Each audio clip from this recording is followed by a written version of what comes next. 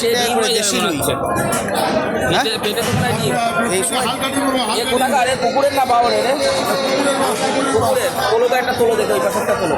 এইটা তো এইটা ওজন করো তো দেখি কষ্ট হয় জল ভালো করে ধরায় না 1 কিলো 794 গ্রাম মানে 1 কিলো 800 94 গ্রাম তাহলে কাটো কাটো কেটে দাও তো বন্ধুরা মাছটা নিয়ে নিয়েছি একটা 1 কিলো 800 গ্রাম মতো মাছটা কেটে দিচ্ছে দাদা একদম তাজা মাছ একদম সুপার ডিম হয়েছে নাকি পেটে ডিম ডিম মনে হয় হালকা হবে হালকা ডিম হবে সুপার সুপার বড় বড় পিস করবা বেশি ছোট করবা না পিস হ্যাঁ পিস করবা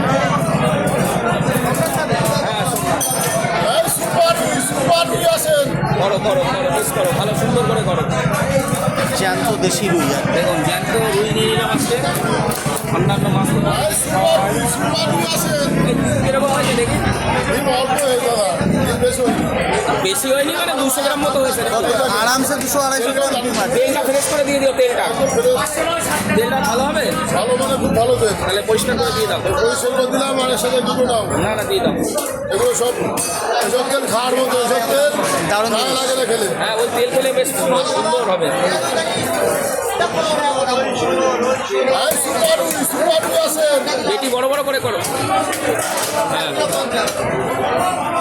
ও তো ভাজলে চুপসে যায় দেশি মাছ এগুলো হয় আর চালানি দুই গাছটাই চুপসার হয় হয়ে গেছে ডিমটা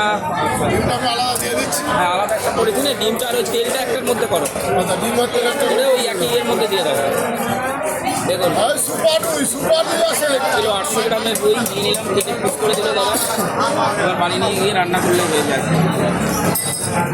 এই দেখেন মাছ ভালো না মন্দ ভালো মাছ এখান থেকে বোঝা যাবে ভালো মাছ বুঝেছেন